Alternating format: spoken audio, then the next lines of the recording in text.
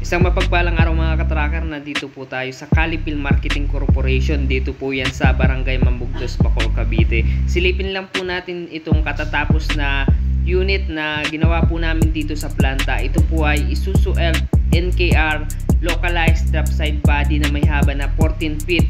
6-wheeler po ito. Silipin po natin, ikutan natin para makita nyo. Yung kulay po niya napakaganda. Urethane paint po yung ginamit namin, two-tone, and then black coat naman po sa ilalim ng ating unit. Ito po yung loob, naka-upholstery na yung mga upuan, naka-floor matting na, may libreng tools po yan na kasama kapag bumili po kayo dito.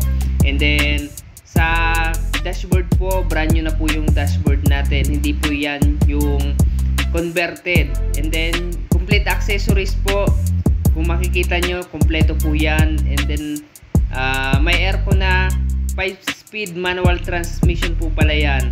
And bago po yung ating wiper blades po niyan, pinapalitan namin. At naka power window na rin yung unit na yan. So yan po yung itsura niya. Mayroon siyang 5 stud. Ang nakakabit po dyan ay Japan surplus tires. Pero kung gusto nyo po ng brand new, pwede po nating palitan. Naka-lock type na rin po yan. Yan po yung battery natin, brand new na rin. So kung makikita nyo yung body, yan po yung body na ginawa po namin dito. Ito po yung pang construction, pang buhangin or pang graba. Sa under chassis naman, solid po yan. Yung chassis nya napakasariwa pa. And then yung gawa ng aming contractor sa body, solid po yung pagkakagawa. All steel po yan, di ba? So kung makikita nyo, may plaka na, nakarehistro na po yan. At yan, pwede nyo nang ibiyahe. So ikutan lang po natin dito. Yan po yung ating fuel tank at yung toolbox na ginawa rin po sa amin. At yun po yung gulong sa likod. Ayan, 6-wheeler po ito, 4x2, naka lip spring suspension harap likod. Additional molye na rin po yan. So kung gusto nyo pong magpadagdag ng molye, dadagdagan po natin yan. Depende po sa gusto nyo. Kaya yung body po na yan, talagang yan po yung gusto ng may-ari. So dito po sa amin, kapag bibili kayo ng truck, ay ang pagpipilian nyo po ay as is condition. So saka lang po i-recon kapag napili nyo na, depende po sa kung ano po yung gusto nyong design, kung ano po yung gusto nyong pagkakaporma ng body.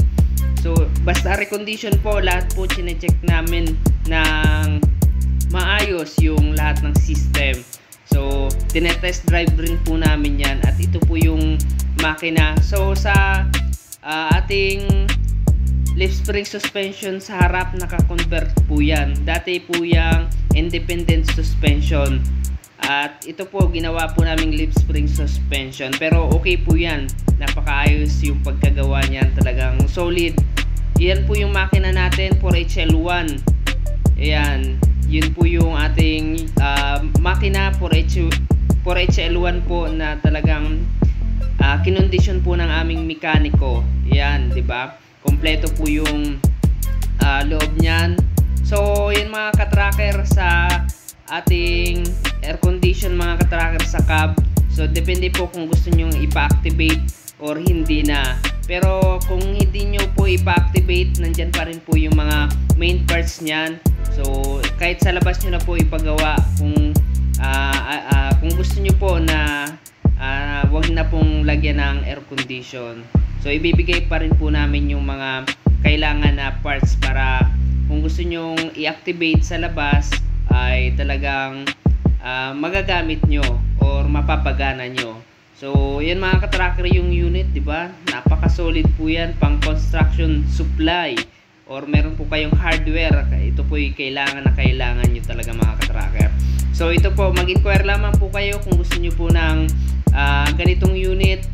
Ayan, marami po kaming available unit na dito po sa yard namin. Okay, mag-contact lamang po kayo sa aking FB page, Tracker Moto PH. Ayan, meron po tayong FB page. Kaya punta lamang po kayo para makapag-inquire. Pwede po kayong tumawag sa aking contact number, nandun rin po nakalagay. So yan mga katracker, dito po lamang po tatapusin tong video na to. Maraming salamat sa panonood. Kung nagustuhan nyo, paki-like, share, and subscribe. Maraming salamat. God bless. Bye bye. Trucker Moto. Certified car trucker. subscribe.